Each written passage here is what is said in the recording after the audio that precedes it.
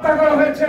সেই হত্যার পরে স্বৈরাচারী এরশাদ বিরোধী আন্দোলনে বেগম খালেদা জিয়াকে ঘরেতে তাকে বিধবা অবস্থায় এই জনগণের পক্ষে, মানুষের কাছে পক্ষে, গণতন্ত্রের পক্ষে আবার রাস্তায় নেমে বলেছিলেন স্বৈরাচারী এরশাদের পতন না হওয়া পর্যন্ত আমি বেগম খালেদা জিয়া রাজপথে আছি, রাজপথে থাকবো। সেই দিনে মির্জা অবস্থা, সেই দিনের ছাত্র জনতা আন্দোলন সংগ্রামের মধ্য দিয়ে, 90 আন্দোলনের মধ্য দিয়ে স্বৈরাচারী এরশাদের পতন ঘটিয়ে গণতন্ত্র এনেছিলেন। সেই গণতন্ত্রের মধ্য দিয়ে বাংলাদেশে আবার নতুন নেতৃত্ব সৃষ্টি হয়েছিল, গণতন্ত্র প্রতিষ্ঠা হয়েছিল। তার বিরুদ্ধে অনেক ষড়যন্ত্র হয়েছে। এটা কারণে সরকার রেখেছে বেগম খালেদা জিয়াকে মিথ্যা মামলা দিয়ে কারাগারে নেওয়া হয়েছে, তাকে মিথ্যা মামলা দিয়ে সাজা দেওয়া হয়েছে। দলের ভারপ্রাপ্ত চেয়ারম্যান তারেক রহমানের বিরুদ্ধে মিথ্যা মামলা দিয়ে দেশান্তরিত করা হয়েছে। তারপরে বলতে চাই, সেই সূর্য সৈনিক যার নেতৃত্বে দেশ স্বাধীন হয়েছিল, তার উত্তরসূরি তারেক রহমান হাজার মাইল থেকে জাতিকে ঐক্যবদ্ধ করেছিলেন।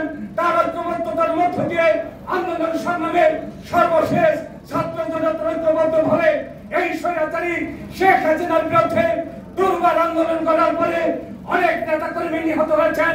যুবদল, ছাত্রদল, স্বেচ্ছাসেবক দল সহ বিএনপির প্রায় 1000 নেতা কর্মীকে হত্যা করা হয়েছে। সর্বশেষ আমাদের ছাত্র জনতার উপরও আন্দোলন অনেক গুলি, অনেক প্রকাশ্যে বালকে হত্যা করা হয়েছে।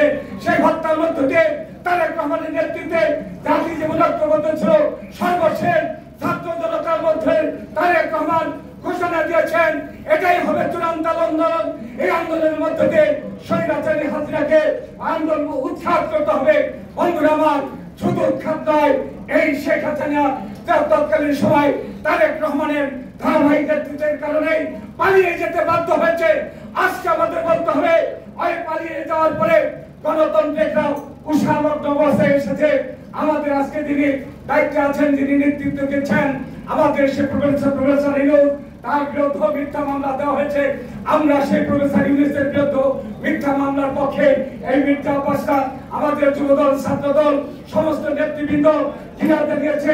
বেগম খালেদা জিয়াও তৎকালীন সময় ইউনূসের পক্ষে কথা বলে তিনি ওই সরকারকে ঘৃণিত এবং ওই সরকারের বিরুদ্ধে কথা বলেছেন।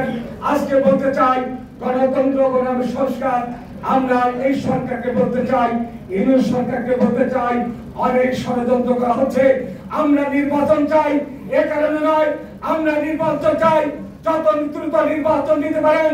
আপনার বিরুদ্ধে অনেক ষড়যন্ত্র হচ্ছে, দেশি বিদেশিরা ষড়যন্ত্র করছে। বাংলাদেশে যেন এই সরকার ব্যর্থ হয়, এই সরকারকে ব্যর্থ করতে পারে গণতন্ত্রকে চিরতরে হত্যা করা হবে, যেমনটি শেখ হাসিনা করেছিলেন। আজকে ভারতবর্ষে ওই মোদির মোদিকে পরামর্শ দিচ্ছেন, মোদির পরামর্শ দিচ্ছেন। আজকে তাদের নেতৃত্বের মধ্যে দিয়ে এই গণতন্ত্রকে ধ্বংস করবেন।